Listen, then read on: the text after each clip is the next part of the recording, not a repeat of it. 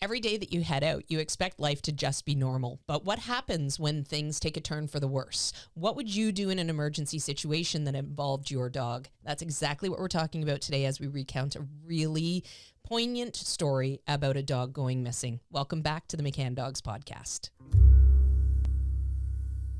Alrighty, so let's dive into this story because it was quite an eventful time for you.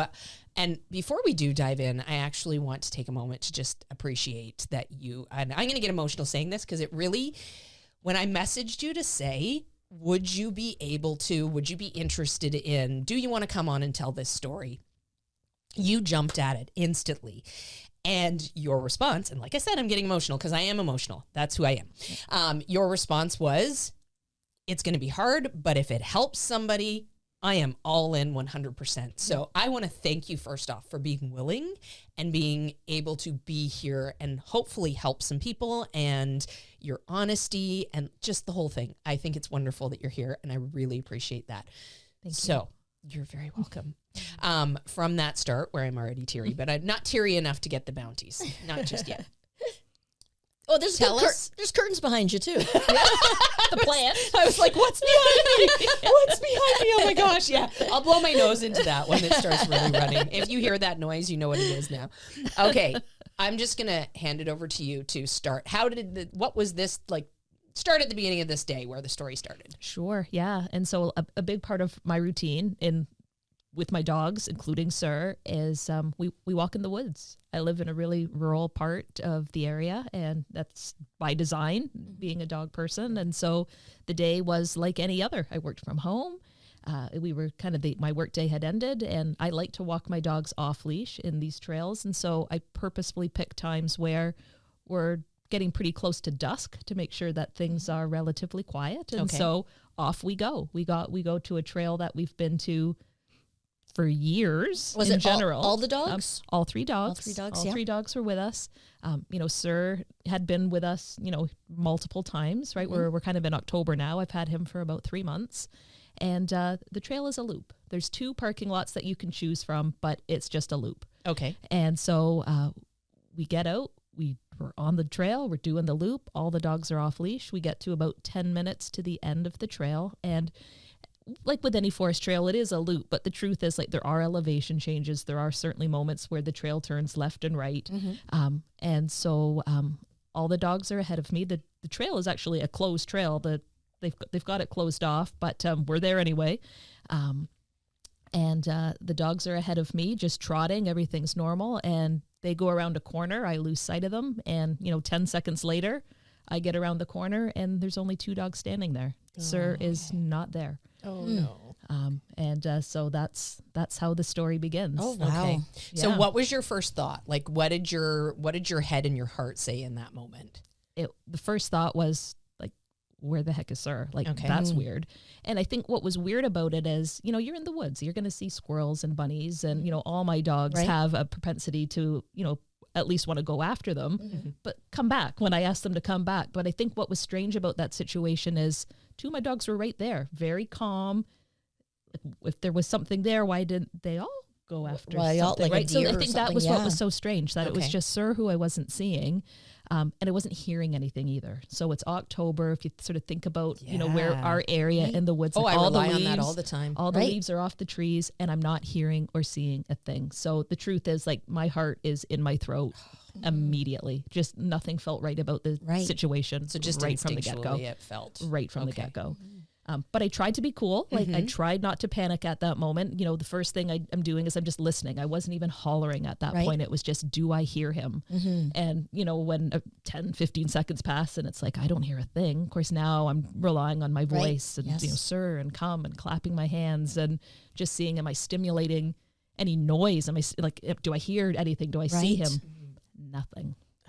And Nothing. that was like literally 10 seconds from the time you had seen him last. Yeah. Yes. Yeah. Were you by yourself or was your husband? I was all by myself. He Oh. was at work, and in fact, he's works in Toronto, so he's a good 2 hours Right, from yes. where we live. So he's not close. He wasn't scheduled to come home until like 1 a.m, and Right. like Right. we're about 20 to 7 at night at this point. And so I, like, even though like instinctually, like I'm already panicked, I already can kind of feel the anxiety. I'm trying to like tamper it at this point. I'm just like, keep your wits about you, be cool. I actually set a timer on my phone. I thought you are not going to panic until you are 10 minutes without finding him. Like be cool for 10 minutes. Okay. And so, I don't know what prompted me to do that. Yes, it was just like, I was at a point already where it's like, I want to call 911. I want to call Mark. I want to call my friends. I want to call my family. But it's like, you know, he's probably just around a tree somewhere. He's a black dog. Like, don't panic yet. So I gave myself that 10 minutes. Yeah. But like in that time, in that 10 minutes, you know, my thought process is don't get too far. He knows where he last saw you, even if you don't know where he is. Like he knows where you are, and it's just a loop. So I tried not to veer like too far from where I was. I was kind of going like 10 feet one direction and then back to kind of where I had lost sight of him, and then maybe 10 feet back in case he had kind of somehow circled behind without me catching it. And then just sort of kept like expanding, you know, maybe I would do the next pass and just go a little bit further, but I just didn't want to move too much from that spot. And then the timer went off. So was that like instant panic? Oh, yes.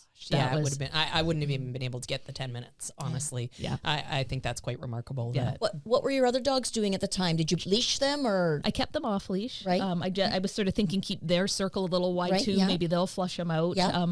They were right with me, as they always are. They're such good girls.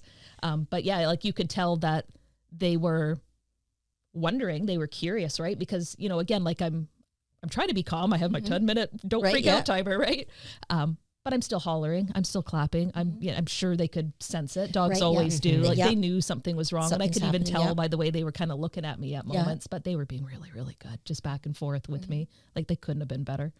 So this trail setup where you had been many times before, I'm assuming that you had done like recall practice and things like that with him. So you had confidence that like his recall, it sounds like his skills were great. This was just like an extreme circumstance. I think so. I think so. And even that walk, like as I say, like this sort of happened in the last 10 minutes of the loop. But even up until that point, like he wasn't off the leash the whole time because he was still a dog in training. Like I would say we were about 60-40 in terms of on leash off. Okay. He had his gentle leader on because the moments where he was on leash, like I was trying to do lots of engagement and lots of recall with me. And yeah, he had been lovely. We had been doing lots of long line training in the woods where he has to drag a line and then just like pick him up. He didn't have a long line on that night. But like we had kind of gone through a lot of that stuff. Right. Yes. You know, in retrospect, I obviously realized I made a huge mistake having him off leash that early. Right. But I felt comfortable with it at the time, if that makes sense. I feel like. Yeah, absolutely. Absolutely. It makes sense. I mean, your heart tells you things that you think, okay, you know what, this is a great thing. And we all make mistakes. That's the thing. So like, if anybody is listening at this point and starting to judge, it is very misguided. Like we all make mistakes, and hindsight is always 20/20. Yes. So I think that, again, I just want to reiterate how grateful I am that you're telling this story in all of its honesty, because it would be so easy for you to be like, oh no, well, things just slipped or the leash slipped off, or, you know, this is a decision, and a decision that in retrospect you would change, but that's like 8 million% of our life. Yes. Which that's completely good math, don't you know? Right. But yeah, I thought he was ready. I thought I was ready. I thought he was ready. But I knew he wasn't perfect. Yes. And I think that's where I think back and think, you know, Sarah, like, yeah, you know, like, and I do judge myself because like, do you think that is like, that's you retrospectively because of what happened, or at the time did you think like, oh, this might not be perfect yet? At the time, I would say I knew that I didn't want him off leash if the trail was busy. That I knew that if there were other dogs and people on the trail, that he would not come to me. And so, you know, when I think about, so then why did I let him off at all, right? Like, but again, like that night, it's like, well, it's a closed trail and it's almost dark. Like we're not going to run into anybody. But yeah, like when you sit back and think about it, it's like, you know, I should have known better, because even at that time, I knew we weren't 100%. Right. So, Gotcha. Well, and that's a good lesson for all of us to remember. And like having a young dog right now myself, I'm constantly making this decision. Like, is he ready for this level of challenge in this environment, et cetera? So I can completely appreciate that sometimes you give into it and maybe regret that in moments where, he has a non-listening moment and I have to go in and back it up. I like it when I have those tools on so that I can take control, et cetera, et cetera. And sometimes I don't. Yeah. So, I mean, there's always moments. We all have those moments. So again, I appreciate the honesty so much. It really is big deal, a big deal. Thank you. Especially these days where it's so easy to not be honest about things. So. Okay, so what were your next steps? So the 10 minutes the has timer, gone by. the literal timer has gone off. What was your next move? Next move was to start making phone calls that I didn't want to be out here all by myself. Right. And is it is getting dark at this point? I'm assuming October in Ontario. It's starting to get dark. We're not totally black yet, but it's like this was before Halloween, right? So before time change. It was October 15th. Yeah. Okay. Yeah. Right. So so yeah, we're the timer's gone off now. We're just before 7:00, so it's getting dark. Right. So yeah, I start making calls, which isn't as easy as it sounds because we're in the woods. And actually the one thing that we learned about the whole thing is that the cell reception was terrible down there. Yes. So it wasn't something you don't think of, is cell reception. It was terrible. So it wasn't just picking up the phone and making a call. It was picking up the phone and continuing to holler and search and waiting for signal to be able to call. Yes. So it was calling, I think the first phone call was my mother. Okay. Because, that's what I was She was close by? She's about 10 minutes away. So it was my mother. And then my father, who, they're divorced. But anyway, he's about 10 minutes away as well. And then it was Mark to let him know what was going on. Again, he's not close at all. And I wasn't sure if he'd be able to get off work, but he needed to know what was going on. So it was just about making those phone calls and getting some help to the area. So did mom and dad come out right away to help? They absolutely did. Good. They absolutely did. And, Mark was helpful as well because he was still at work. But the one thing I had asked him to do is there's a few volunteer search and rescue groups that I think most areas maybe have them on Facebook communities, and I'm just members of them as a dog owner. I asked him to reach out to some of those search and rescue groups as well. And they actually provided some assistance as well. So. Okay. So were they out there right away then to help? The search and rescues? Yeah. Yeah. And so I would say within like 2 hours at this point. So we're already kind of, the timeline marches on here. We're now total darkness. So it's you, your mom, and your dad, and the other 2 dogs. And then the rescue group came in. Like rescue group called that night, so it was actually our neighbors. Oh my god, our neighbors all came out. So Mark, our little neighborhood has a little WhatsApp group, and so Mark reached out on that to say, "Here's what's going on with Sarah," and the cars started pulling up. Right, and so the power of a good neighborhood, That's yes. We'll talk more about that, but I don't know how I will ever forgive the community thank the community that we I was just going to say forgive them. No, forgive.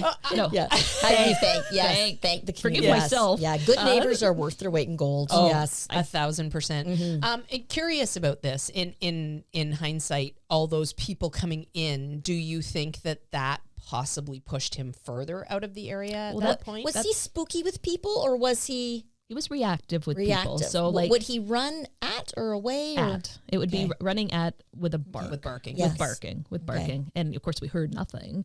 But yeah, my instinct wouldn't have been in that moment that he would run in fear. Away from so people, yes. My thought in that moment was that I did want people there. But of course, at the same time that the neighbors are all pulling up, I get the first phone call from the search and rescue group.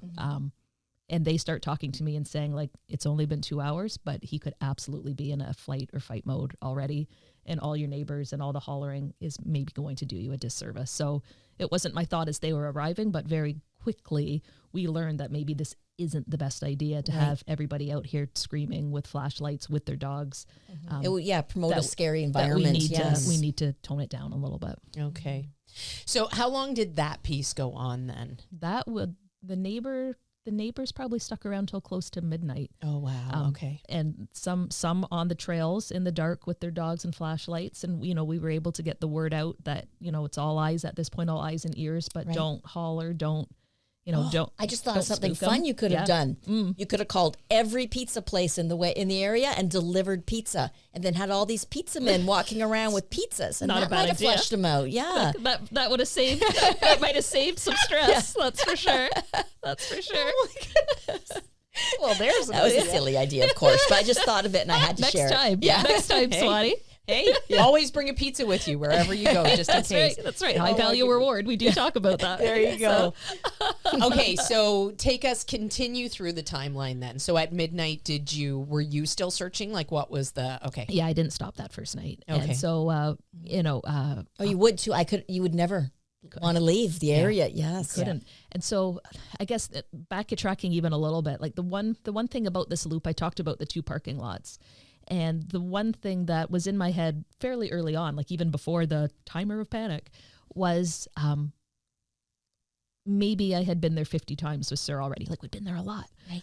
49 of those times I had parked at one parking lot. That night I had parked at the other. Oh. And so it's in my head before I talk to anybody else, is he going to get turned around? It's just a loop, but is he going to go back to where we've parked 49 times versus where I parked this one time? Right, yes. And so the one decision that I did make before anybody else showed up, before I had advice from anybody else, was at one point I ran to the parking lot where I hadn't parked, but usually did. And there was actually just a couple of teenagers hanging out there. And I asked, like, have you seen a dog? And they hadn't, but I gave them my phone number and then went all the way back to the other parking lot and made the decision to move my vehicle. Okay. I thought, you know what? The odds are that he's going to go to the parking lot we always go to. Right. So I did move the truck. Yeah. Anyway, and so why I'm thinking about that is now we do fast forward. The neighbors are all out. Yeah. Mark is able to get home from work and help with the search at about 1 a.m. Mm-hmm. And so, he's driving around the streets. I think there are still some neighbors driving around the streets. My stepfather's driving the streets. There's a moment where I have my mother park her car in the parking lot that I did park in that night. And I was at the other end. And this is like midnight. This is 1 a.m. What was the weather like? It wasn't bad, actually. Okay. It wasn't bad. It was maybe 1-2 degrees. Okay. So like chilly, but it could have been a lot worse. And I just said to my mom, like, you sit here, windows down, listen, and I'm going to walk towards you. I'll be there in an hour. And my mom tells the story about how panicked she was just even sitting in her car with no cell reception in the dead of night. Yes. Doing nothing but listening, Right. but then thinking about her daughter, Right. walking through the woods with Right. 2 dogs at Yes. this time of night. Yes. But that's kind of what we were doing, just this quiet back and forth. Right. And Southern Ontario, we don't have any predators like bears or anything like that, but we do have coyotes. Yeah. So there are animals out there that could startle and scare you. Yeah, even a raccoon running by would be startling in the dark. Yeah, I used to Yes. walk the area and I'd run into raccoons quite a bit out there too. So back when I lived in that area. And I was nervous. I won't lie. I was nervous about, I still had my other 2 dogs with me and was still thinking I'm covering more ground with them off the leash. But yeah, those thoughts are in my mind that now it's dark. I've got another Doberman with me who I can't really see because it's so dark. Right. And what am I doing? Yeah, I guess you wouldn't have had LED collars with you or anything like that. No, You were I thought to go home while it was right? still That's light. right. That's right. Because you're right. We do have the lighty collars, but didn't need them that night. Right? Yeah. Or reflective jackets on the dogs. All that stuff. Right. Just never even thought. Oh, goodness. So yeah, we were out all night. We were out all night. Right. And, after Mark had kind of done, my husband had done his sort of drive around, he came to the trails and him and I started walking the trails and I'm just sort of giving him all the milestones about where I've been and where he went, right? And we just kept circling. We just kept circling and looking right into the next morning. Had there been any sightings by anybody of him? Nobody heard a thing. Nobody saw a thing. Gone without a trace. Just gone. Those long legs, that fast motion, like he could have just been out of the area within that 10 seconds so quickly. Gone. Wow. And what surrounds the forest? Is it like a green belt, like farms, or is it? Good question. Yeah, it would be farmland. So it's rural. So it's kind of like, the roads are all in a grid and, the forest does sort of hit a road on its northern kind of border, but then the forest ends and does turn into farmers' fields as you kind of travel south towards the next road. So I'd say the woods is all kind of road kind of confined, except for this one area where there are farmers' fields. Right. Yeah. Okay.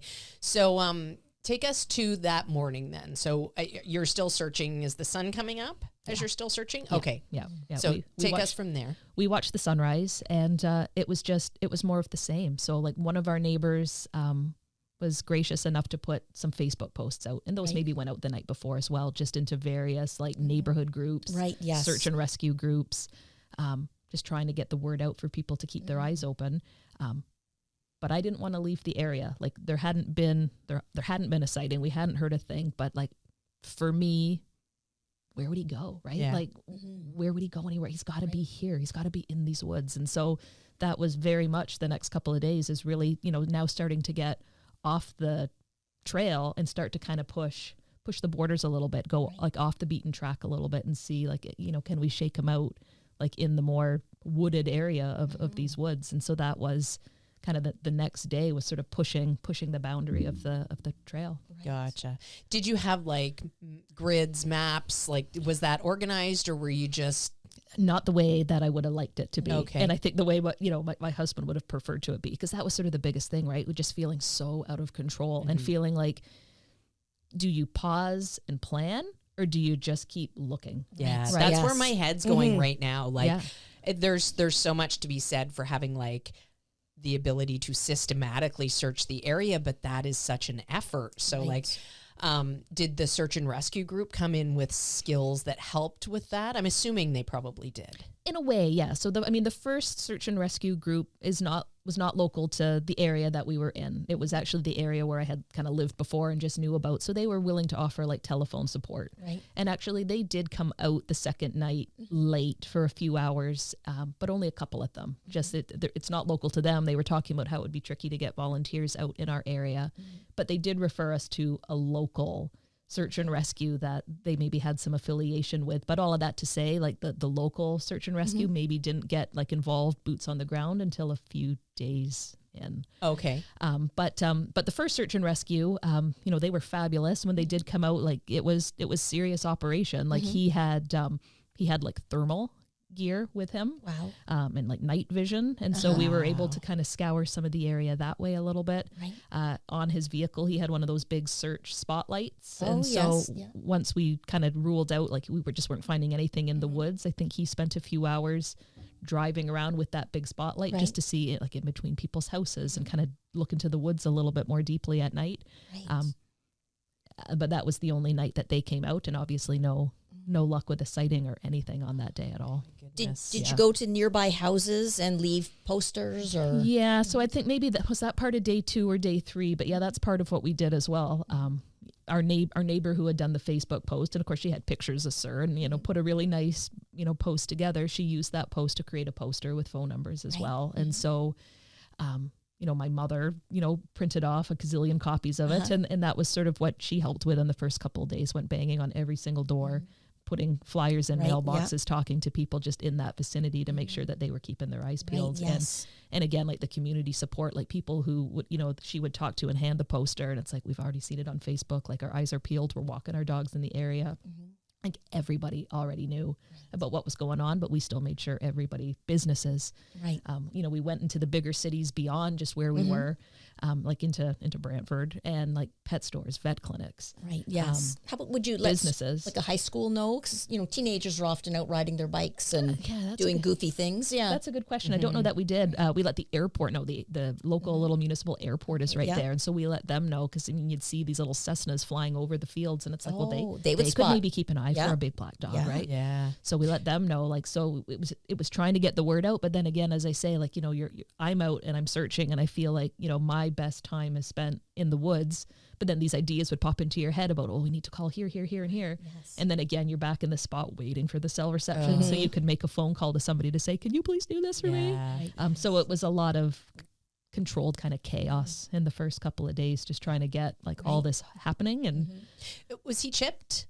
Yes. Okay. Yes. So, and had you updated his chip information with the company? Yes, That's a tip that I always talk about. Good for you. It's so easy to forget those things. And that's such an important thing. If somebody does scan your dog and they find a chip and they contact that chip company with that information and it's not up to date, Right. Yes. That's a really sad, a really sad thing as well. So good for you for updating that information. So did he have a collar with tags or? No collar with tags. He had like a gentle leader on. The collar was bright. And so we described the color of the collar, but really the chip would have been what had done it. But maybe the other thing with the chip that I didn't know, I forget who had given me the advice that you can also be proactive with it. So like we actually called the chip company to report him.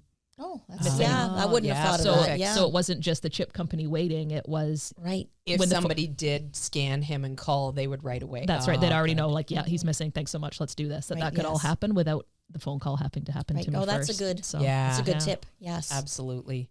Oh my goodness. Okay, so he's out there. He's loose. This was the end of day 1. Was there anything sort of eventful other than just continuing this search? You know what? Like on that second day, the word got out amongst McCanns as well, right? And like, let's talk about another community that went like absolutely above and beyond. So, the first team member from here came on that second night as well. And so that was the first person from McCann's I had seen. It certainly wasn't the last, but it was the first. And, she was so good. It was Ange. Let's name names. It was Ange. Yeah. And, and she came out and let me have a good cry with her. I think it was the first moment that I had allowed myself to relax enough to do that a little bit. And then she was just great about like keeping my spirits up. She was with us for a couple hours, telling me jokes just about her life. And we did the loop together and I was explaining what went on. But anyway, like as we kind of wrapped up that night and we kind of finished the loop back where my truck was at parking lot where I'd been 49 out of the 50 times, we are sure we heard him. Okay. Saw nothing, but we could hear this strange rustling in the leaves fairly close to the parking lot. And, we're trying to be like careful and very stealthy about it and kind of strategic. But at the same time, we knew the search and rescue with the big spotlights are coming for the first time with all of their thermal gear. So, Ange and I are trying to communicate and she's trying to kind of get to one side of this area where we think we hear and I'm at the other. And I'm just very gently like, sir, buddy, is that you? And then would stop and listen and we'd hear this rustling like it was interested in what we were doing and like but not coming, we couldn't see anything, but it was like whatever this is big from the rustle. And so like to this day Ange is like convinced that it was him that we heard. Unfortunately, her and I sort of thought like let's kind of corral him a little bit.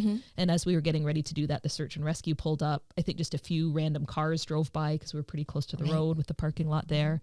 And then we lost the sound. So like did all that traffic spook, whatever it was, further into the woods. But that was the first moment, maybe that second night where it was like, okay, he's out here and he's close. Even though we didn't have a sighting, like we were pretty sure that that's what we were hearing. Yeah. I've heard people recommend to like leave a pile of your clothes in areas and dogs will return to that. Do you think any merit in that? Yeah, probably, and because we'd heard this from a few folks, including the search and rescue people too. And, one of them kind of explained things to me in a way that kind of resonated in my frazzled state where they were talking about how like a dog in fight or flight is kind of ears first. Right. And so this whole idea of all this commotion in the woods with the dead sticks and the leaves, like you are probably going to spook them. Right. Whereas they were trying to say like a family pet is kind of nose first. Yeah. And so, what you want to do with this animal in fight or flight is you do want to engage the nose.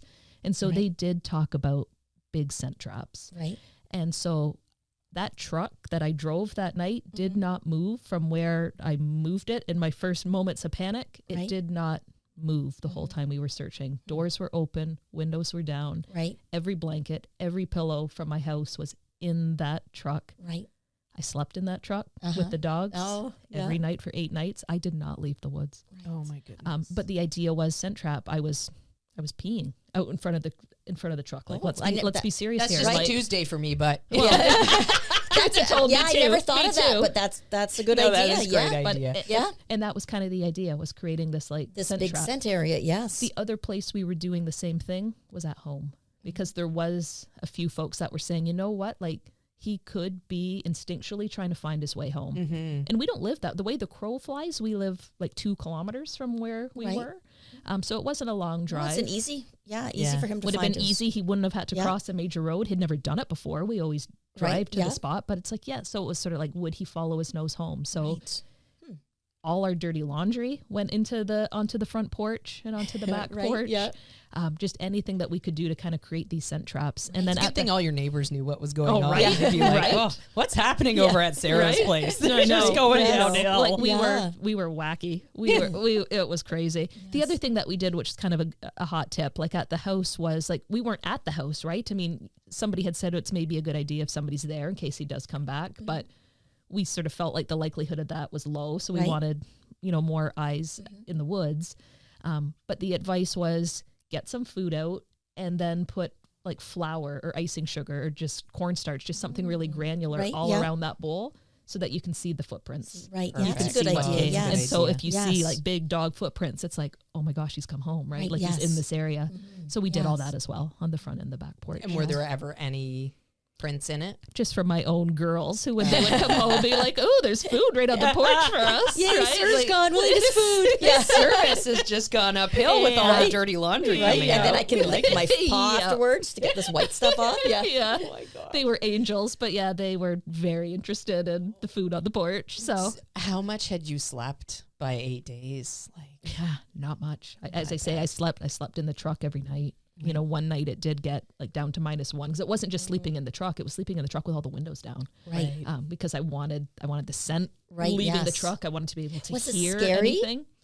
Like, were you worried about people or? Yeah, I was, and that was probably the biggest story. Right. Was people. Yeah. About somebody just wandering by. It was, and so like I tried to have the dogs Right. That would be in the vehicle a good with deterrent. me. Yeah. Unfortunately, like my other Doberman, Koba, you know, like I was overdoing it with them, right? Like, at you know, the we Coba. Copacabana. We were singing that before the podcast started, so of course. Yeah, had to yes, come yes, out. that's You so gotta, yes, you gotta yeah. lighten up the story a little bit, Exactly, right? a little levity. Sweet Cobes, but They I mean, fell in love. they did. At the Coba. But we were overdoing it, right? Like, you know, like my body was taking a beating. I had the dogs out with me all of the time in the first few days. And maybe on day 3, I noticed Koba starting to limp a little bit on it. So whether she tweaked something on something or it was just too much, it was like, okay, like this isn't good. So, you know, there were a few nights when she was at the house and not in the truck. And maybe those were the nights where I was nervous, right? When you have your Doberman with you, even though she's the suckiest girl, it's like, oh, I feel very protected. Right, Oh my yes, gosh, yes. you're But, not kidding. Back when I had a Rottweiler, like I would walk the darkest trails and wouldn't even think about it. But with the tollers, I'm constantly doing that, you know, safety planning thing. Yeah. So. And we were getting some of that response even from the community a little bit. Like everybody was so helpful. But you would talk to people who'd be like, ooh, a Doberman on the trail. Like, ooh, it's, you know, and little just breed sensitive about what was going on. And it's like, you know, first of all, this guy's in fight or flight. He's not coming near you. And second of all, like, he's like the sweetest boy. Like, yes, he's a little reactive. He might bark, but like get to know him and he's the sweetest boy. So I'm just, as I'm thinking about him trying to find his way home, I'm thinking that hadn't been home for as long as his other home. No, it hadn't. Was there anything in your thinking process that thought like, what if he is going harder further? Like, what if that's the benchmark that he's looking for? And that was what was so tricky to figure out, right? Because you'd get all these theories and have your own thoughts and other people in your head, and some people saying he's going to stay close. You've got this big scent trap. This is the area he knows. Like, trust that he knows it. And then other people saying like, yeah, he could be going like 15 kilometers an hour. Like he could be in the next township by now, right? And so, when did you make the decision to expand? Like, okay, he's maybe not in the woods. When do you start to leave the woods? Well, yeah, and we were having those conversations every day. I mean, and the truth is we hadn't done much in terms of, well, I don't want to say I haven't done much, but me personally, I stayed in those woods every day, but it was starting to. Was that just your heart said, this is where I saw him last, this is where he's going to be? Okay. Yeah. But we were trying to push, like, you know, my family and just sort of like the other people who were helping us to say, like, let's start driving the streets.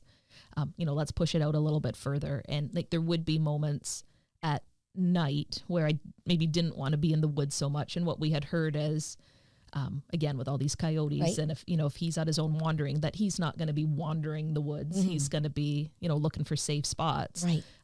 So like at those time of nights between like 9:30 p.m. and 2:00 in the morning, like Mark and I would be in the car, he'd be driving like 5 kilometers an hour, and I'd have flashlights, and and that was sort of when we would expand the perimeter a little bit and go right into the farmers' fields, and well, like with the flashlight, just to see like, has he really broken out of the woods? Like, is he long gone at this point? Yes. I think. How was your work? Were they understanding about you taking time off?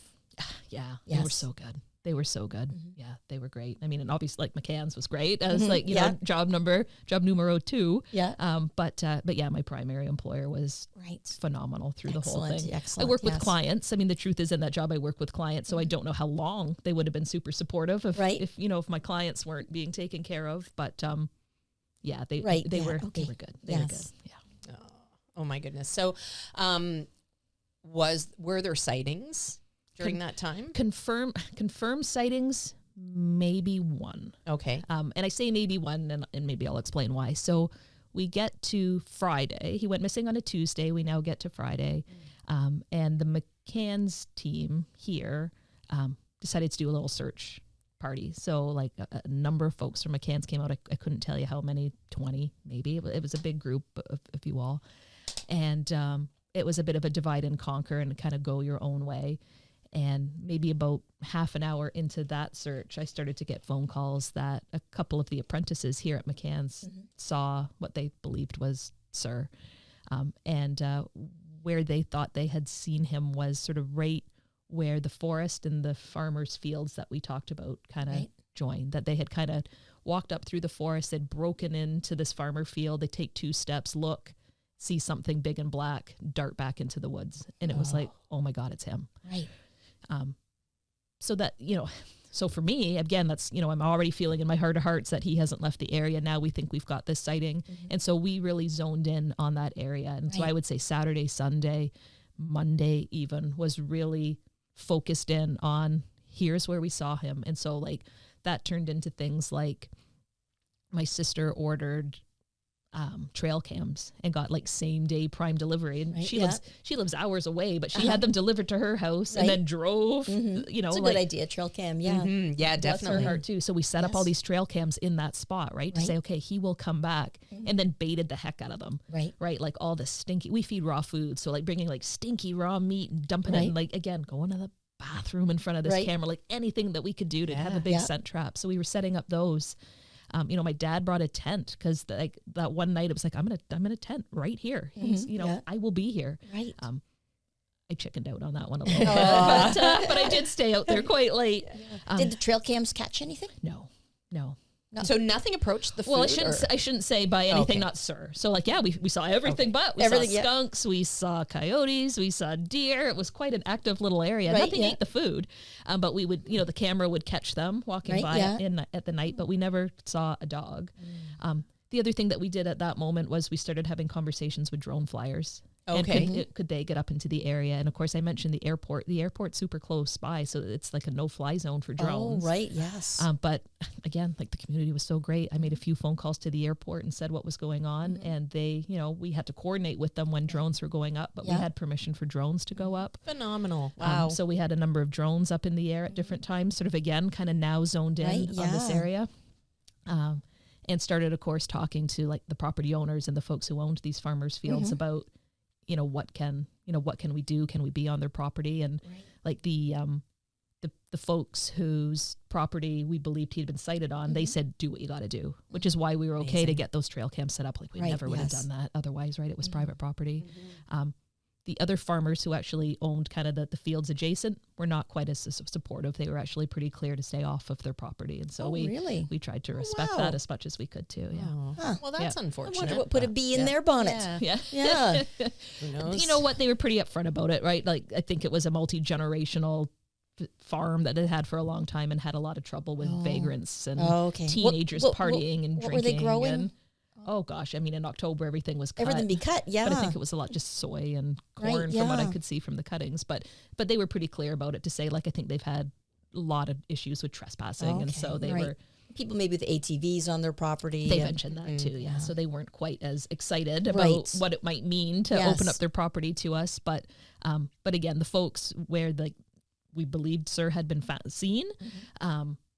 Do what you got to do. Right. And so we really zoned in. And of course, the search and rescue, the local one that was supporting us at this point, they spent a lot of time in that area helping us as well. And why I say it was maybe not a confirmed sighting, they really zoned in on that area. And the only thing that they did see was like a very dark coyote, like what they think might have been a coy wolf. And so they started to suspect that maybe that is what had been seen, was this coy wolf and not Sir. Right. Was the weather holding up? Tricks. Yeah.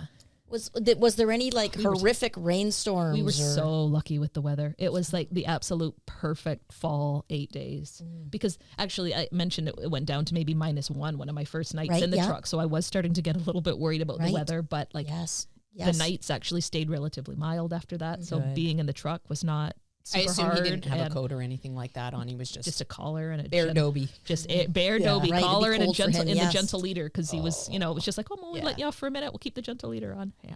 Yeah. Oh goodness. Oh my gosh. Yeah. So what I'm thinking about now is his ability to take care of himself in any significant way, as far as in terms of hunting, catching critters, eating.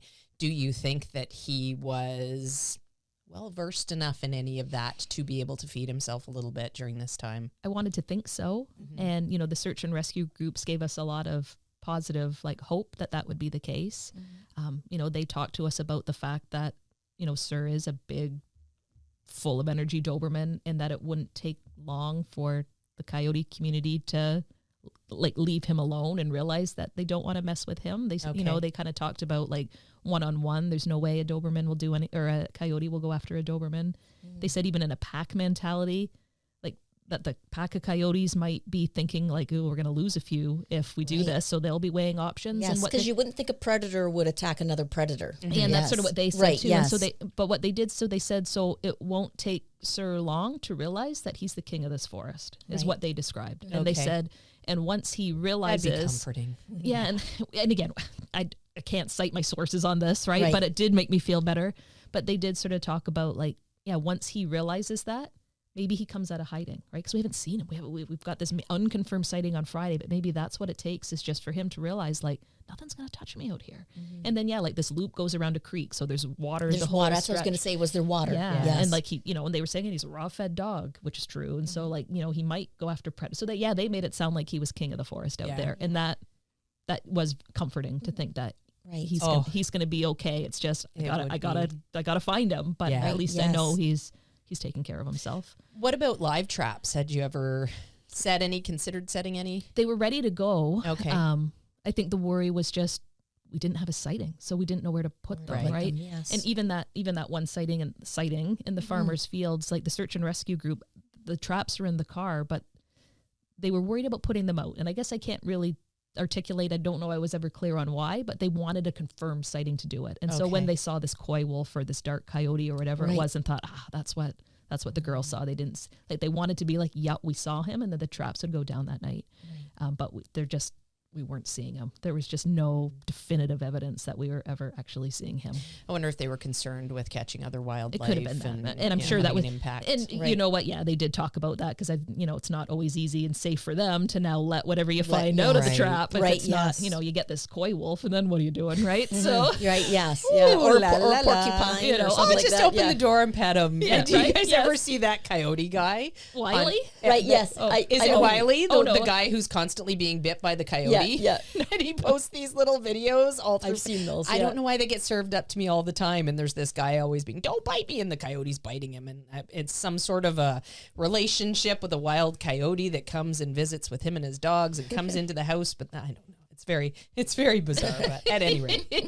That's not what the search and rescue, I think, people were thinking was going to be their experience. There you go. You just make friends with the coy dog or the coy wolf, whatever. But for me, like, we're desperate. Right. It's like, put the traps out. If you've got to yank a coyote out of there, I don't care. But I'll take care of it. I'll take care of it. I'll get in there. Yeah.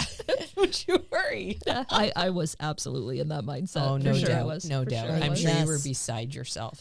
Like the panic just never goes away, right? Like I talked about that, like heart in your throat, like just that anxiety, that panic, and you think, well, you'll like ease into it as the days goes on. You'll get used to like this. You don't like, and that unknown feeling, like that unknown, like where is he? Yeah. Closure is a crucial thing. It really, really is such an important thing for us as humans, as emotional creatures, like so important. So, what was your brain telling you at this point? Like, what were the scariest thoughts, just to really go to the bottom, the darkest part of this? You start to think he's dead. You start, he's dead. He's drowned in this creek somewhere. He got caught. And I kept thinking that gentle leader that I left on, which I wouldn't have, I just thought that got caught on something terrible has happened. Did you ever think that maybe someone had found him and was keeping him? Me personally, no. I think a lot of others certainly did. Right. For me, no, just because he was somewhat standoffish with people. I thought if he approached anybody before fight or flight, he would have barked. I would have heard it. Right. Yes. Like there's no way he's gotten into somebody's car. But but there definitely were others who were thinking, you've got this beautiful purebred Doberman, like he's gone, right? Somebody has scooped him up and he's gone. But for me, no, I didn't think that's what had happened. But I think, as I say, I think a lot of other people thought that he was well out of the area. Gotcha. Yeah. Oh my goodness. Okay, so let's continue the story then. Sure. Yeah. Where do we go? Well, I mean, let's pick up at the last place you left off. Yeah, fair enough. So I guess we kind of get into the weekend right after this sighting on Friday. And the weekend was like the most beautiful fall days you could possibly imagine. So you would have had families now just out for a walk. Mm-hmm. Oh. I don't know that trail has ever seen the traffic that like parking lots were jammed, cars were parked up the street, and some of it was just, families looking to do their fall photos. It's a big area for that. So folks who had nothing to do with SIR and our search at all. Were you talking to people as they came in, or did you have somebody set up? I had my mom there. Brilliant. She had her posters, and she was talking to every car, putting them on every windshield. Yeah. That was kind of her job, right? She's in her 70s. I wasn't going to make her walk the trails, but that's what she was doing. Right. No, it's a perfect job. Yes. But of course, that brought other issues with it, right? Because it's like, even if SIR was still in the area at this point, again, like we're hearing from the search and rescue, like all these people are going to start to push him from the perimeter. Like, your scent traps aren't doing anything with all of this commotion. Like, we really do need to start thinking beyond this area, right? Because like it was so busy. But we stuck through with that. I mean, the other thing that we did on that weekend is we actually we found a few folks that have like scent detection dogs, and these dogs, I think, were more trained on scenting humans. I think that's more of a thing, but they were both willing to come out into the area on two separate times and see if the dogs could pick up anything and give us a lead. Right, yeah. So we had the dogs through there, which was fascinating. Like, we could talk about that for the whole time, and maybe helped us a little bit in the end, but certainly didn't give us a definitive, took us to the bush where he was hiding, right? Like that didn't happen. Right. But it was fascinating and great to have their help. So did they seem to indicate that he had been in the area? Like, I would think if he was still in the area, there'd be lots of his scent there. So did they seem enthusiastic about? The one did. The one that was pretty interesting. So we took the dog to the spot I had last seen, SIR. And sorry, what kind of dog? It was a shepherd. Okay, this perfect. was a shepherd. So that's where we started the search. And of course, I have a big bag with like his bed and his rain jacket and things that would only smell like him, and not my girl, because of course my girls had been everywhere, right? And so like trying to like just isolate SIR's scent wasn't super easy. But anyway, we had some things.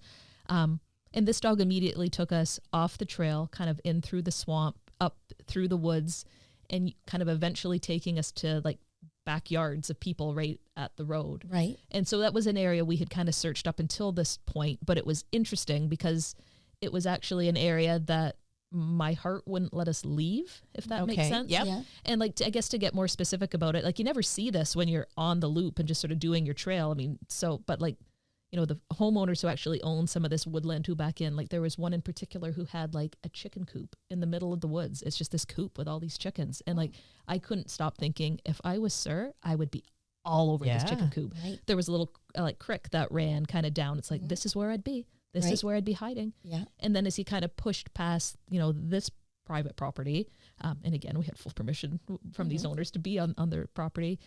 Like the next property, it was like a man who was like a collector of things, and so it's kind of like a junkyard looking thing.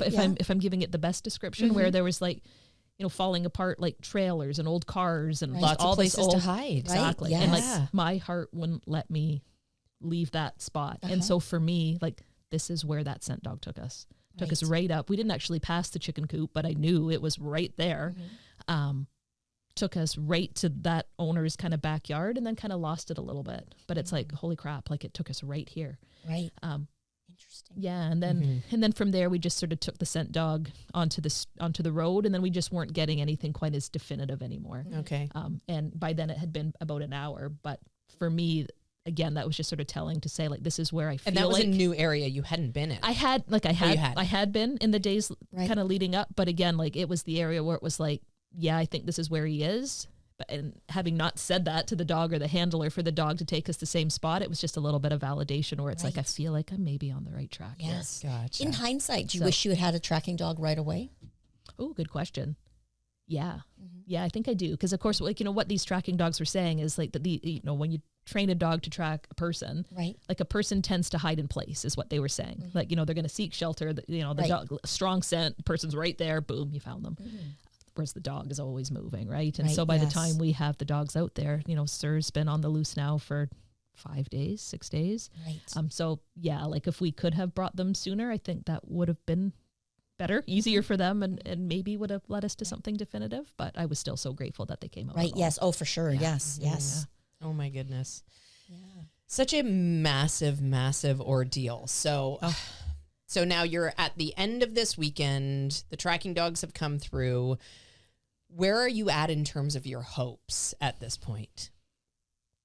At this point, I'd say that they're not waning yet. Okay. We maybe get to that point, but by the end of the weekend, maybe not quite yet, because of course, the tracking dog has sort of led us to this backyard. And and if I'm Sir and I'm traveling that direction, it sort of gave us some new leads where it's like, okay, well, if he crossed the street, new hope. Where did he go? Yeah. Right. And so again, like you just keep searching and like you're just trying to think like if I was him, if I was the dog, right? Like where would I go? Where would I hide? Right? And so you look beyond this street where the tracking dog has taken us and what do I see? And it's like, well, I see a house under construction where nobody is living. It's offset from the road, but there are people there through the day. It's I'm like, I'd hang out there. Right. And so you're just like, you're making it up. You're helping, you're hoping for a sign or like, am I on the right? Like, I don't know. Right. So, Monday was a lot of like on that property, finding out who owns it, sending them a text. Like, are you like, nobody was living there, but like, are you okay if I'm on your property and like searching for my dog? And yes, do what you got to do. Yeah. Right. Just trying to put yourself in that mindset. And I will never forget, like it was maybe the Monday or the Tuesday night, it's starting to get dark. And we started to do, I don't know what I want to call them, like a sound trap, if that makes sense, where just before dusk, we would get like 10, 12, 15 people and we'd all find a spot. And like the chicken coop was a spot. This gentleman's junkyard was a spot. We had the parking lot where I had parked. Like we were just picking all these spots. And the idea was we are going to sit here until the coyotes start to call. We're going to let the sun go down. We're going to let the coyotes do their thing. And does that spook anything? Does that wake up the forest? Does that wake up Sir? Right. We're not going to say anything. We're just going to listen. And so I just got a chill from that. Right. And so we did that for a couple nights. And the first night I sat by the chicken coop, nothing. But the second night I actually went across the street to this house that was under construction and just sat on their lawn, sat in the property and listened. And I can hear rustling and it sounds fairly loud, right? And, like barely eaten, I barely slept. We're like 6 days into this. I'm like, I hear it. It's pitch black. I've got my flashlight in my hand and like, you're just sort of waiting for the moment. I can hear it coming a little closer, coming a little closer, coming a little closer. And then I don't hear the leaves anymore. So it's like, oh, it's breached. It's on the grass. It's like, it's right with me. It's like, turn on the flashlight, it's a skunk. Oh. And it's like from me to you, Swanee. And then it's like, what do I do? Right? It's like, do I get up and run? Do I just stay like this skunk sounded like the loudest thing I've ever heard, right? Like your mind's playing tricks. Oh my gosh. I was beside myself. And so it's like, don't move, and get up and run. That would be scary. Yes. Yeah. Sometimes sometimes hope floats, and sometimes hope stinks. Can you imagine? That would have just been. Well, you would have been a good set trap then. Right. Maybe. Right. Oh my gosh. Oh man. So. Did you find that to be a little moment of levity in the moment, or was it just I did. Absolutely, I did. And I'm sure there are other little stories that'll, when this all settles and, that there'll be other moments like that. But that was a big one where it was just like, oh, Sarah, right? Like, what are you doing? Oh my God. Oh my gosh. Sitting there all alone, listening to noises and just waiting. And it was and it was fascinating. Like, how often in life do we do that? Like forget about the panic and what we were doing, just being out there and listening. And like in the forest does wake up in those moments. Like it was, when I do reflect back, it's like, you know what? Like that was kind of neat. And like, and things were, and the time it wasn't neat at all. It's like, where's my dog? Yeah. Do you camp? No, I don't. No, I don't. I don't. So maybe that's why I've not experienced some of that stuff before. So there's magic in the night. There's definitely magic in the night. And so we really thought like that's he's going to get up. He's going to look for stuff. The coyotes are going to call, and that's going to be his cue to get moving. Right. But nothing. Nothing. So there hadn't been any other sightings then, other than that. Nothing. What could have been the wolf dog? Nothing. Okay. And so maybe after this night with the skunk, like this is now like Monday, right? My hopes are starting to wane a little bit, right? Like. Mark is due back to work in a couple of days. What's he going to do? How much longer can I not be doing my primary job? Like I've got to at least be like checking in on some stuff. And, you're starting to, I don't want to say give up hope because like we never gave up hope. We never stopped looking like, but you are starting to think realistically, like what am I looking for here at this point? Am I looking for a body? Is he not here at all? Like, at what point am I going to let him go a little bit? Like, what am I going to do? Yes. Right. And at the point where you're having those conversations, at what point am I going to stop this? Like, that is it from what I'm thinking, like, that is the hope in the funnel starting to get narrower and narrower and narrower. Because there was just nothing. There was nothing. And I just kept thinking, how can there be nothing? Yeah. And these search and rescue groups saying, like, Sarah, like 95% of the time we find the last dogs. Don't give up hope. And telling me stories about all these other dogs that they'd found that had been missing for days. And, you know, that's all in your head. But it's like, we're seeing nothing. Right. And he's such a big dog too. Yeah. It's not like he was a tiny Yorkshire Terrier. Exactly. He's a big dog. Exactly. Yeah. So like it was at the point we're just running out of ideas. Like, we've done we didn't call the pizza delivery guys, but it's like, yes, deliver a whole bunch of pizzas to the forest. You feel like you've done everything, right? And so like the only thing I could start to think of is we're now rolling into Wednesday, and Thursday will be garbage day in the neighborhood. So I start thinking, is he gonna pop up that night, right, and start like Wednesday night rooting through garbage, right? So we spent kind of Tuesday and into Wednesday kind of deciding that might be our plan, if that makes sense. That like the big push for that Wednesday is going to be at night, post 7 o'clock, people get their garbage out. How many people can we get out into the neighborhood, just driving slow, walking around, riding their bikes, looking for him? Yes. But it was certainly in my head, if that fails, what am I going to do? Like, what are we doing at this point? And that, I think for me, that was the scariest part. So like I started Wednesday morning. It was actually Tuesday night was the first night that I thought I need to sleep a couple hours in my own bed. Right. My feet were so swollen because, you know, sleeping in the truck, you're not totally horizontal, right? And I'm sharing the back bench with dogs, and like my body needs a few hours. Right. And so I think I went to bed at like 1 o'clock in the morning. I set the alarm for like 4:30. So like it wasn't a whole lot of sleep, but it was like. And what were you eating? How were you even eating at this point? Were people bringing you food? Yes. Neighbors making soup. My mom was bringing meals. Everybody was taking such good care of us because we were not taking care of ourselves. No doubt. Yes. Were you even aware that you, like, if you had eaten, if you hadn't eaten, were you? I was trying to because I certainly was thinking, like, if something happens to me, like if I'm not well, then what happens? Right? Like nobody's going to be looking if I'm not looking. So like take care of yourself, get a few hours of sleep. I made sure I showered every night and just, was making sure I was changing my socks and, I was at least trying to do the bare minimum, but it was the bare minimum, right? Gotcha. Like my mom would come in with food. I mean, she talks about, she walked into our house and she was like a bomb had gone off in our house, right? Because it's just like running in, stripping off your clothes, throwing your dirty underwear on the front porch, right? Yeah. Like, things have really gone downhill over there. Or like, we hadn't done you'd grab a drink of Gatorade and just throw the bottle on the kitchen. Yes. Like, that's not how I keep my home. But like, so like she was like tidying up for us and, actually did a little bit of laundry and, anyway. So yeah, I'd say we were taking care of the bare stuff, but barely. Like we were hanging on by a thread. Yeah. Like it wasn't great. Right.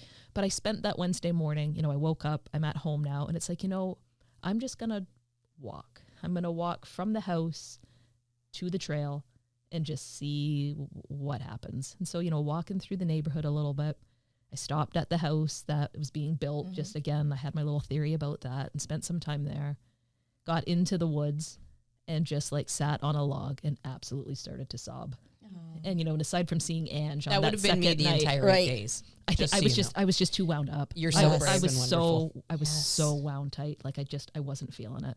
If that made sense. I had my little moment with Ange like, the night she came out. Right. Yeah. And then just like absolutely fell apart in the woods that morning. Like because again, like if this thing with the garbage doesn't work, like Mark's got to get back to work tomorrow. Like. That was the moment where like, where you thought, yes. Yeah. Wow. Yeah. Oh my goodness. Okay. So garbage day rolls around and. Well, so Wednesday, I have this walk. I have my big cry in the woods. Get back to the truck, which again, we've still left in the park. We're leaving the truck overnight, windows down, like, oh my again. Gosh, and nobody ever took it, vandalized it. I mean, I was in it most nights, but this night we just left it there. Right. So I get to the truck, call Mark, say, come get me. Just you know what, like it's like 10 o'clock in the morning now. I've been out now for about 5. Come get me. I got to get something to eat. I've got to check my email for work. And then we'll resume the search again, maybe at like 1 o'clock in the afternoon. Because again, it was like, let's let the day be a little bit slower because the big stuff's happening at night with garbage night. Right. So we're at the house, sitting in front of my work computer. I think I've maybe had a quick bite to eat. You know, Mark's in the office with me, and like, and we're just like, what are we gonna do, right? Like, we're having those conversations. Right. My cell phone rings. Chill again. I don't recognize the number. I have no idea who's calling me, but like, I remember saying to Mark, like, shut up. Somebody's calling me. I gotta get it right. And like, and I get the phone, and it's hi Sarah. She says her name. I think she thinks I know her. I probably do. One of my clients is looking at your dog right now. And I'm just, okay. His name is, he's on Road. I'll text you his address. And I hung up, and we were just in like full friggin' motion. Oh, I could imagine. Yes. Full friggin' motion. And like, we were out the door within like 30 seconds of me hanging up. No doubt. The phone. Like I didn't take my phone with me. Like it was just like, throw your shoes on. Right. I think I grabbed a leash, a big bag of treats. And that was it. Mark grabbed his keys. Right. And we just peeled the hell out of there. I mean, our neighbors kind of laugh about it to this day. I mean, they talk about like, they saw neighborhoods going downhill. Now they're driving. Well, they laugh, and they just said like, you know, they didn't see us leave the house, but they saw the way we left, and like, they found the trail of dust. Yeah, they got a lead, like something, like, you know, like they knew, like they just knew because we were just boom, gone. Yes. And anyway, like to sort of set the stage a little bit, this road that we knew the gentleman was on is one of the roads that kind of borders the loop of this trail. Right. It's actually the road where the parking lot is that I did park the one time we were there. Oh, come on. And the loop and the road is actually closed right at the trail. There's a bridge that goes over the creek, and it's falling apart. It's decrepit, so they've closed it off. It's been closed for a couple of years, so it's actually a weird dead end where you don't really know it's a dead end, and you drive down. It's like, oops. And so, like, you know, like Mark's saying to me, "What side of the bridge? What side of the bridge?" Like, I don't know. I don't have the guy's number yet, right? Like, we're just like we're trying to decide which way to go to get to. And anyway, we pick a side. We get there, and we can just see a gentleman in the distance. He's got a dog with him. He's just standing in the middle of the road. It's like, that must be him. Right. That must be him, right? Yes. And so, sorry, carry on. No. I'm not going to ask that question. No. Are you sure? Yes. So like, fly out of the car, run across this bridge, and then just slow everything down because we've been kind of guided for a number of days that if it's really him, you got to think fight or flight. He's not going to be like, oh, my mom, my dad, and come wiggly tail over to us. Sudden movement, sudden sound. We're going to spook him. Right. And there's no way, if he's really there, that this dog is going anywhere other than like into my arms. Into your truck. Like we are not screwing this up. Yes. But so we race across the street, and then it's just like we tiptoe over to the guy. Tiptoe. His dog starts reacting to us, and now we're freaked out because his dog's doing these big barks, and it's like, oh my God. And anyway, the man he just sort of, there's the road, and then it's all bush. And he's pointing into the bush. He's like, do you see? Do you see? I don't see a thing. He's like, how do you not see? It's right there. I'm like, I don't see anything. I don't see it. And Mark's, a few feet behind, and he's looking, and like, none of us see anything. But this guy keeps saying, like, he's there. And then his dog lets off like another like bit of a bark or a woof. Right. And you just see this movement. This head comes up in the bush about 15 feet maybe off the road. You just see his orange reflective collar. He's looking around. He's sniffing the air like, I've got eyes on this dog for the first time in 8 days. Oh my gosh. Like, yeah. Wow. It's a miracle that man spotted him. Well, I'll talk maybe a little bit more about that because, like, he's absolutely like the hero of our story here. So the question I wanted to ask as you were driving up, walking up, were you looking for a live dog at that point? Like, had you had enough information to know that the man looking at your dog was looking at a live dog, or were you expecting that there was possibility that it was not? We knew he was alive, but that was all we knew. Okay. All right. Okay. That's all we knew. And then we didn't know what to do. truth be told, it was like, oh my, he's right here. And like, you just want to race to him. Of course, like, gang tackle him. And so you're just trying to reunion and dancing through the bush and loving and you're trying to suppress everything. Right? In that moment, we shooed the man away. His dog was starting to get really reactive, and we are so grateful for, and the fact that he was out looking and had this sighting. But like in that moment, his dog was barking. We thought, he's going to spook sir. And it was like, you got to go, just go. Thank you, but you got to go. So we shoo him away, and now it's just Mark and I. And I've got this bag of treats. And again, we've not brought phones. We've got no cell signal. So like all the people who've been helping us for 8 days, nobody knows what's going on. And we just sit on the road. We're just sitting on the road, and we're like whispering and kind of signaling to each other about what we wanted to do.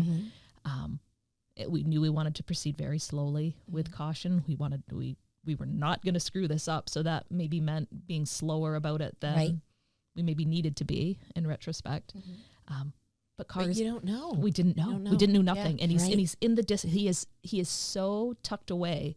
As I say, we couldn't see him. The guy's pointing. We couldn't see him until he kind of moved his head around a bit. It was brush. Or a all ditch, bush. It was sort of down a ditch into brush, and then he was pressed up against like the trunk of a fallen tree, and he was like tucked right into the shadows of this tree. Like without the movement, you would never have known that he was tucked there. So he didn't make any moves towards you then? Not at that moment. No, he didn't. But what was happening as we sit on the road is cars start coming down.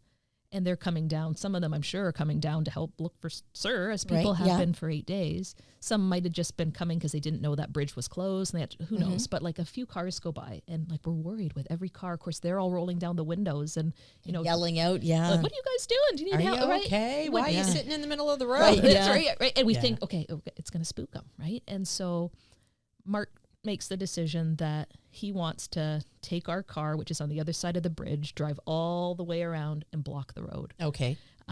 So he takes off, and now I'm all by myself sitting here, and we've been told not to make eye contact, that you don't just want to stare, that you don't want to say anything. Like all we're trying to do is engage the nose. Can we get him out of that fight or flight? Because the last thing I want to do is be like, hey, sir, buddy, it's mommy. And he gets up and he runs because it was like, what am I going to do? Yes. Well, Mark is kind of moving the car around. Another car comes down, and he comes and he stops in front of me, beside me. He rolls down the window, and so I just sort of preemptively look and say, look, I'm okay. Just keep doing what you're doing. There's nothing for you to worry about. There certainly is something for me to worry about, he says. And he starts ripping a strip off me about being in the road, and was extremely aggressive and nasty. He was one of the farmers who owned the land that he told us we couldn't trespass onto. And he was worried about me heading onto his property. Oh. And was that piece was his property? Yes. Oh. I don't know that he could see, sir. Right. Yeah. He certainly saw me on the road, and I just kept saying, I'm not on your property. I'm sitting on the road. You don't own the road. Right. He told me he had a gun in the back of the car. Oh, wow. And that if he saw my dog, that he would shoot it, and threatened to shoot me, and then proceeded to turn around and come back as if he was going to hit me with his car. Oh my gosh. Got out of his vehicle, started to rummage around, and I'm sitting there thinking, this man is going to pull out a gun. And like, what am I going to do? Like, we're already at our highest, most panicked moment of this whole thing. Yeah. I don't know what this gentleman is going to do. I had a little bit of like empathy and understanding for this person saying, I want to protect my property and keep you away from it. That has just gone out the window. Right. Wow. What a horrible human being. And I do not mind saying that on recording. Yeah. Yes. This is just disgusting human behavior. Sorry. No. What he ended up rummaging for was a cell phone, thank God, to take pictures of me. Okay. And so, if those pictures ever surfaced, I'm giving him the peace sign. I'm trying to be really defiant, but I am absolutely terrified. Oh, jeez, yes. And then he drives away. Right. But then another pickup truck comes by, and it's another one of the farmers of this this farm. Right. Same thing. He doesn't say anything to me, but he loops around, gets out, and he starts snapping pictures of me. And so I bring all this up to just sort of set the stage of like how panicked I now am after these two farmers have threatened violence against me and the dog. And you're by yourself. And I'm by myself on this dead end street. Right. And where's Mark? Where's anybody? Right. Like, there's nobody around. And so I'm trying to control it. I'm trying to be cool. But what I did notice in those moments is that when the farmer was yelling at me, Sir didn't spook. Okay. Right. All right. Mm-hmm. And, you know, when that's good awareness on your part. Right. Because, because of course that was the panic in that moment. Right. And yes. so, but then you start thinking, well, why? Why, you know, if he's in fight or flight, why hasn't he gone anywhere? Because that man was really yelling. Yes. So again, like the wheels are turning. I'm all by myself. I don't want to do anything at this moment. Like again, sorry, Mark, I moved and he took off. Right. Like that's not happening. Yeah.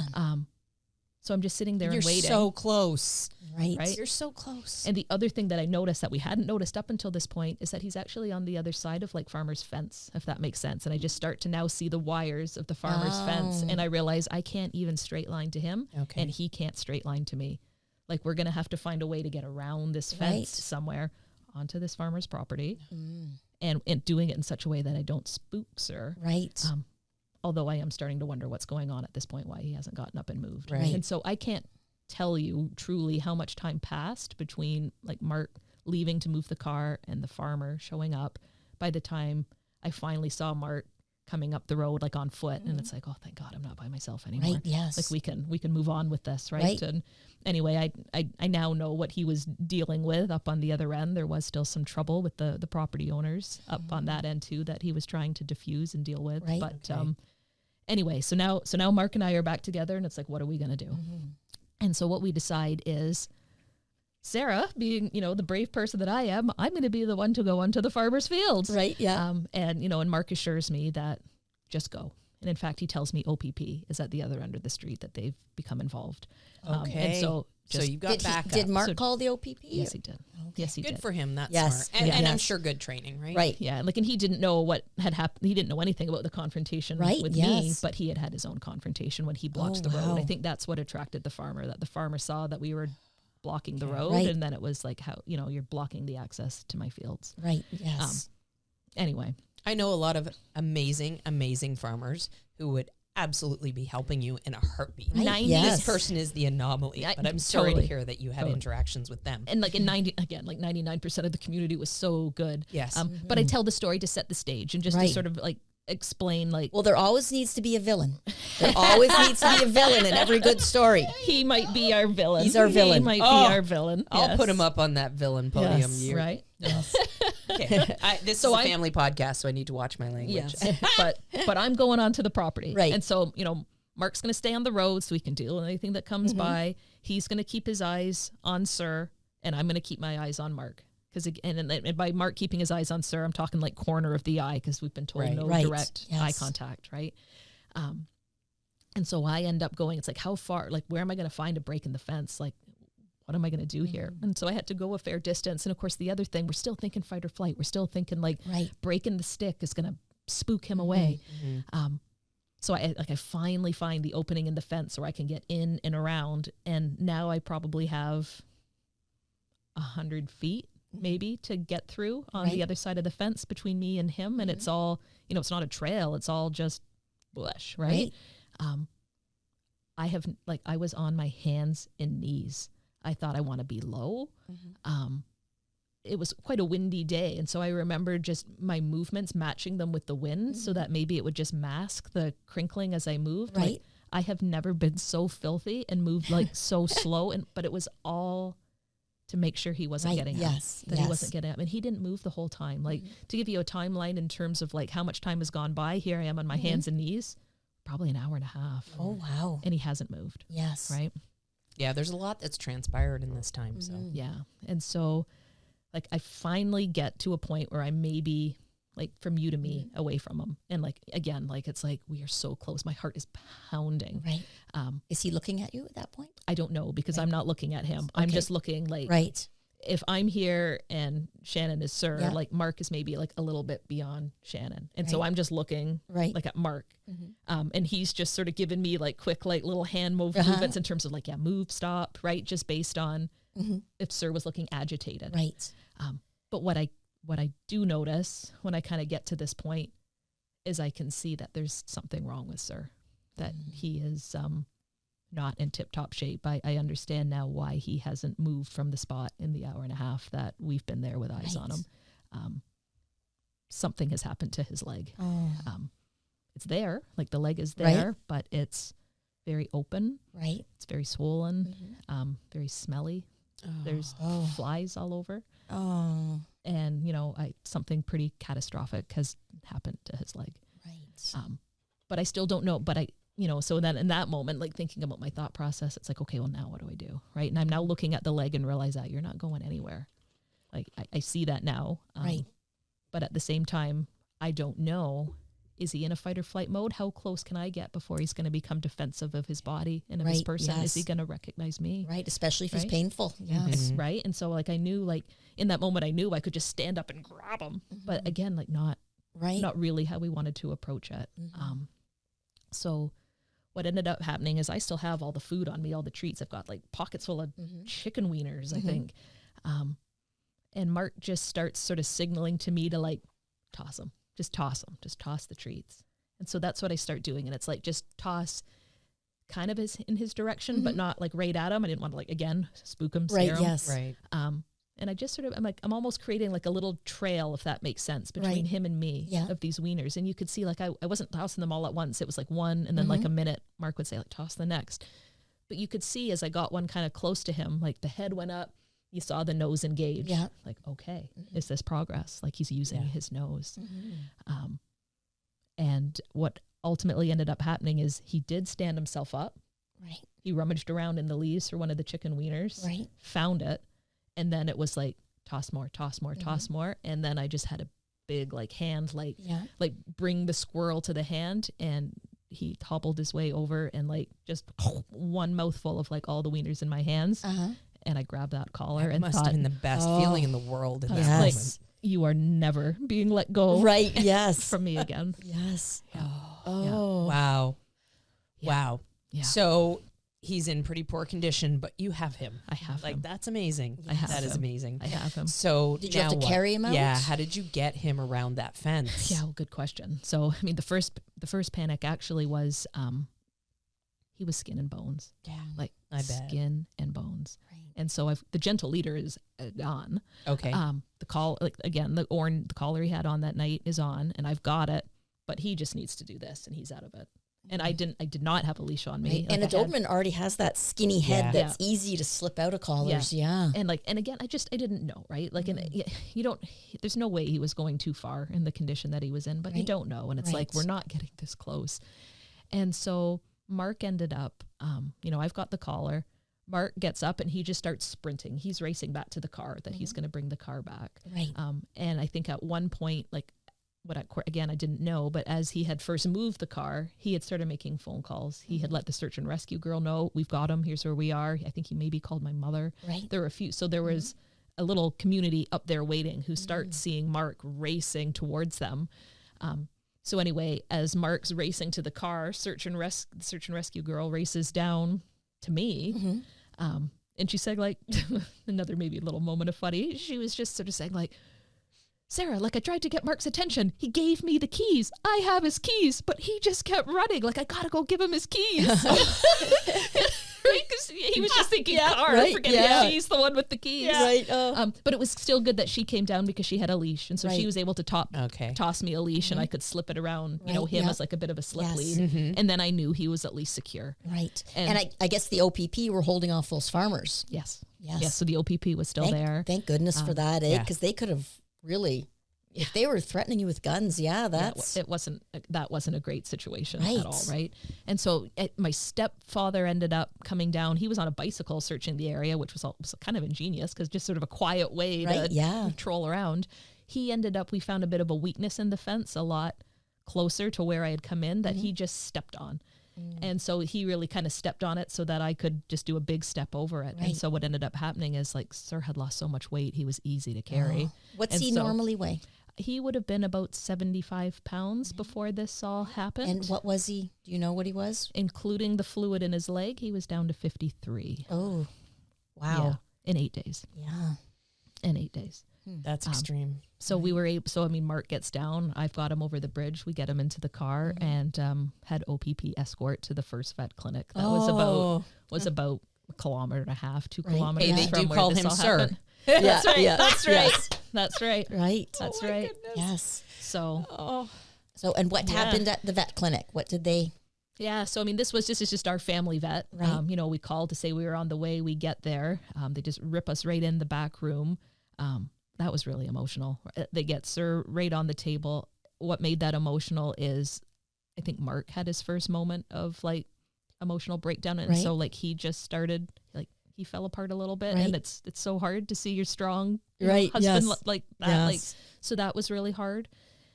And so like really all I remember about that was them looking at it and sort of saying, well, we could amputate it. Yeah, we could amputate this right now.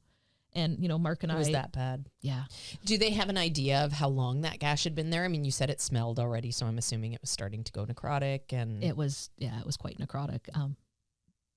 Working theory is that it happened the night, like the 15th, the night that he took off. That it probably, poor guy. but it's, I mean, that's only the working theory. But yeah, it was quite, or at least soon after. Yeah, it was condition. Yeah. Do they know what caused it? There's some theories on that too. A couple of them.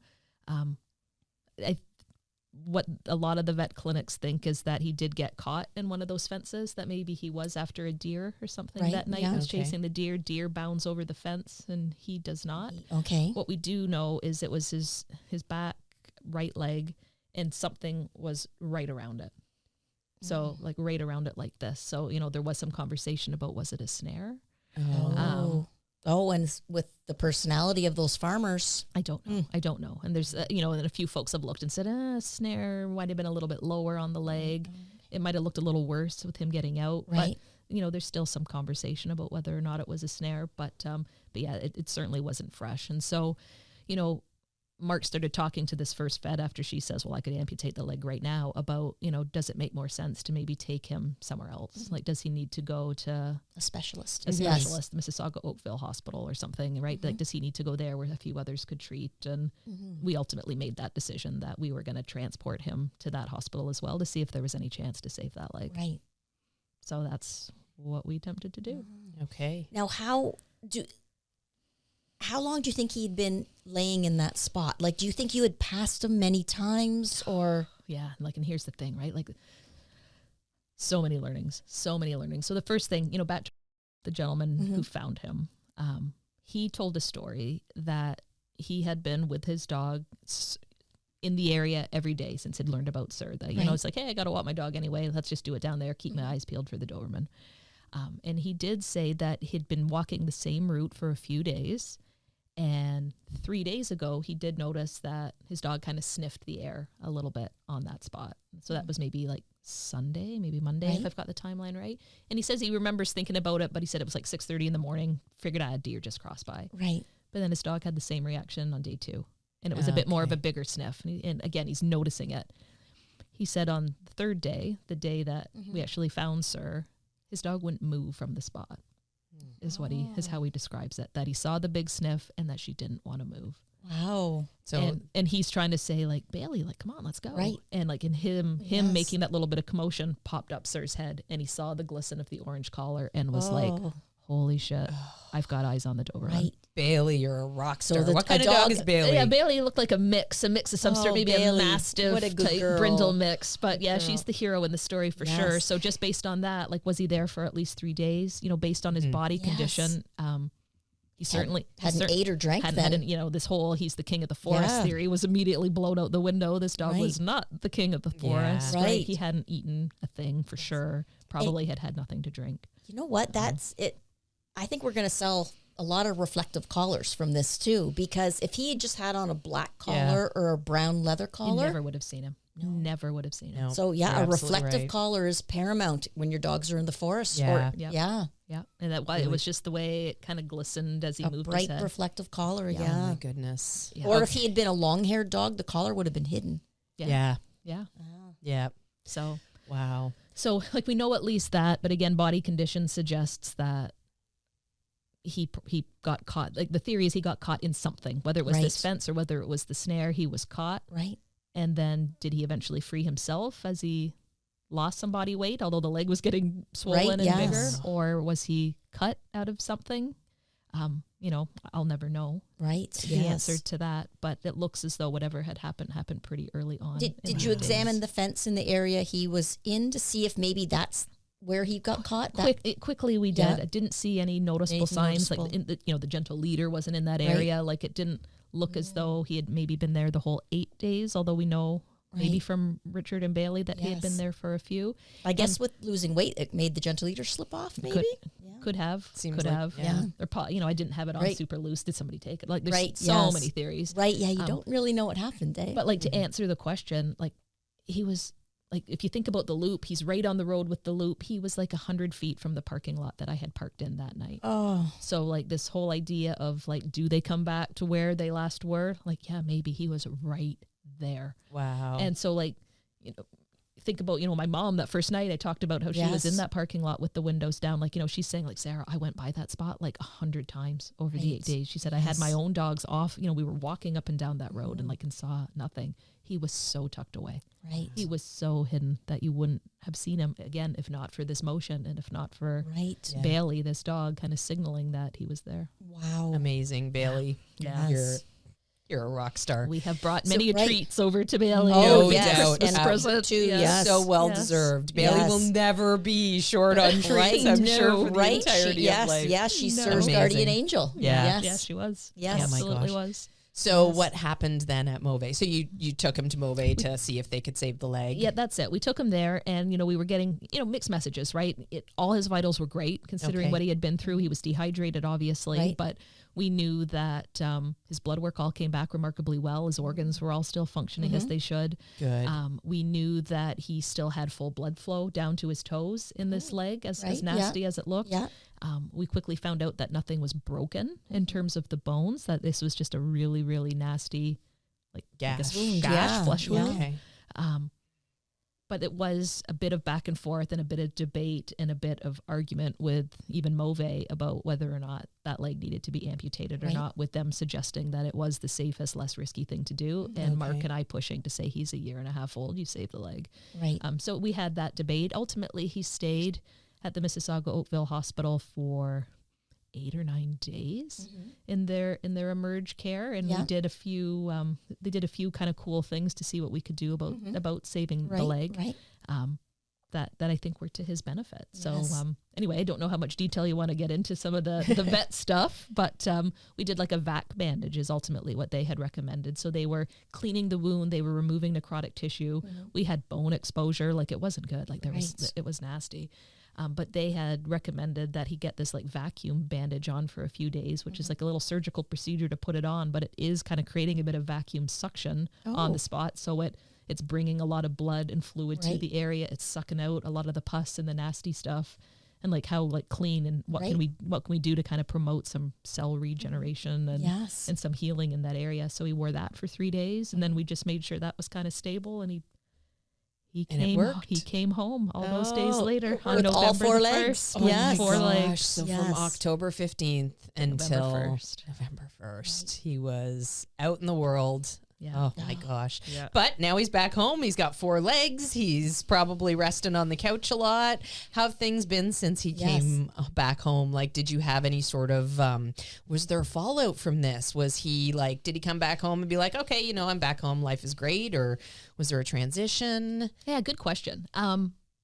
Interesting, right? Because like, even to just sort of back up, like we were told with this whole fight or flight thing, right? Like if he hadn't been hurt, we were told like, you're going to see this moment. You're going to see the moment where the switch flips from fight or flight back to your family pet. Right. And like, you'll see it, you'll see him soften. You'll recognize it. That didn't happen in this case. Okay. His injury, no doubt the reason why, like, was he in a fight or flight mode when I was down on my hand? I don't know. He was hurt, like, right. But certainly, what I saw in the early days is, like, we don't have this opportunity to kind of quickly like rebond and reestablish ourselves because he's off at Mississauga Oakville Hospital. Right? And so like I was making it a point to get there like every day and spend a few hours and like just fall asleep on the floor with him back in there. But I would say it probably took a few days before even I was confident that like he knows who I am. If that makes sense, right? That like we just didn't get this big moment of like, like, sir, mommy, right? Like it was gradual. Okay. But I felt it in little other ways. I felt it. So when he came home all those days later, like I'd say like, yeah, there definitely was some readjustment. Like the dogs are super excited to see him and he was excited to see them. And that was nice to see. Cause again, you don't know, right? Like you don't know how much does he remember. He was only with us a short time. And so, yeah, like it was all pretty positive, but then still we were back to very slow, very restrictive, both from a behavior training perspective, just trying to learn what do we got, what do we need to kind of know about if and how this has changed him and us. And frankly, also because of his leg, he had a huge cast on his leg. Right, yes. There was still a lot, like weeks and weeks and weeks and weeks of aftercare on that leg where he was just having to be restricted from a mobility perspective. And I guess medications too can make you feel weird and you're not yourself on them. Exactly. Yeah. Like he had pain medication at Mississauga Oakville. They had him on like anti-anxiety medication just to help keep him quiet. Right. Yeah. I don't think he needed that. I appreciate that, the precaution there, but we stopped that when he was home. But yeah, like he was still pretty doped up and obviously still very sore. Yes. But he was there and it was him, if that makes sense. And it certainly didn't take long to very much kind of fall, back in love with each other and get back into our new little routine. Right. So, now, I'm interested. How about the next time you went back to that forest with him? Did he go Swanee, like the chills again? I know. Did he like go? I don't like this forest, or was he like? Good question. Yeah, how I wonder how he felt. Good question. Yeah. Good question. So 2 things. I purposefully actually did my first walk back through there while he was still in hospital. So just me and the girls. Right. There were posters up all over the place. So I thought, well, let me just make sure all the posters are down. Right. That was a hard walk. I bet. That was a hard walk. Oh, I bet your anxiety would have been through the roof. Yeah. Yes. Yeah. And so like, and it wasn't even with him. It was just the 3. You haven't come down from this yet. You haven't had a chance to decompress from this. I don't think I totally have yet, even as I sit here today, but that was tough. But I did that on purpose because like this is a spot that we really like to go. It is a spot I wanted to bring Sir back to. So let's get the anxiety out of the way before I've got him with me. To answer your question about the first time with Sir, no. I didn't see much different from him. Right. And I was curious, would he push in a particular direction? Would he want it, like, would he somehow signal maybe let's go see my chicken friends. Right. Yeah. Right. Yeah. Exactly. Yeah. But no, nothing. So if he stood in that spot, he just stood with you. He didn't go, oh, this is the way we go, or no, nothing.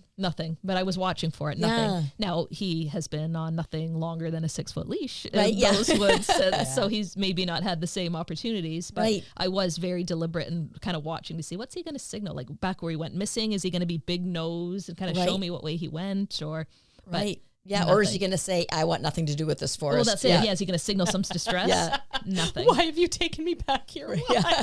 No, nothing. You cruel mistress. I know. Pumped to be there, super excited. Like the behavior he's showing me is all very positive. Good. But yeah, as I say, he's on the leash now. Oh my goodness. That's a tremendous story. Every emotion is felt. There's sadness and anxiety, anger at the anger and like shock at how the farmer was. Like every feeling is so many times though, as you were talking, and especially about the community, the phrase bound by dog, because we are all so bound by dog, those of us that love dogs. And it's really hard, like in our lives, it's hard to throw a stone without hitting a dog lover. Like, not that I spend time doing that, but be careful around Shannon if she's got a pocket of stones. Yeah. There you go. Just be careful around Shannon to begin with. I'm incredibly klutzy and I do throw random things. I'm that phrase just kept popping into my head as you were talking. We're all bound by dog, because it could be any one of us, like truly. And that piece to me for the idea that accidents can happen in a heartbeat. Yes. When you set out to drive a car in the morning, you don't ever think I'm going to get in. Well, maybe you do occasionally, but you don't think seriously, I'm going to get in an accident today. Mm-hmm. But sometimes you do, like there's all these things that happen in our lives that sort of steer our course. But knowing that you had such a huge group of people who were like, you know what, we know this could have been us just as easily as anything else. So we need to help because this could have been our dog. Right. Yes. Like that's a phenomenal thing. And it was everybody. It was like the community here at McCann's. There were some coworkers from Toronto from my other job that made the drive. Like it's 2 hours. They came down and looked. It was. And the neighborhood. like your neighborhood. The original breeder. I think you asked me really early on about the breeder. Like the breeder is actually fairly local. Like I met him. He came out and searched. Like students from McCann's were here. Perfect freaking strangers who had just seen seen the poster like and how come do you, out. like how do you pay that forward? But you're right. Like it is just like I think we all had that connection, and yes, you know, I think our story sort of resonated with a lot of people, and like absolutely overwhelmed by the support that we had from folks helping us try to find him. That's for sure. Which is just such a phenomenal feeling. Sarah, I cannot thank you enough for coming on and doing this podcast today. And sharing that story. Like that's that is a story. So many things to take away from it, and so many emotions, I'm sure, with people getting to the end of this now and knowing that Sir is home, he's safe, you know, he's going to enjoy the rest of his life to the fullest, because now there are certain mistakes that once you make, you are never going to repeat. And we know that Sir will always be safe because of this. So I'm so grateful that he's home. I'm so grateful that this story had a happy ending. And again, so grateful to you for coming on. So. Yeah, thank you. Appreciate the forum. Thanks for having and me. I learned a lot too. Yeah, me too. Yeah, that was a good learning experience. And I'm sure our listeners too, we've put a lot of thoughts into them and ideas. Yeah, absolutely.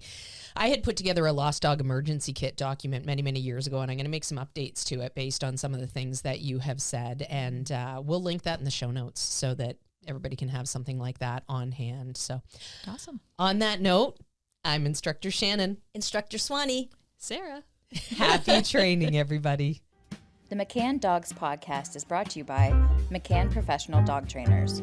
We help dog owners to have a well-behaved, four-legged family member. Please give us a call at 905-659-1888 or visit us at mccanndogs.com. Happy training!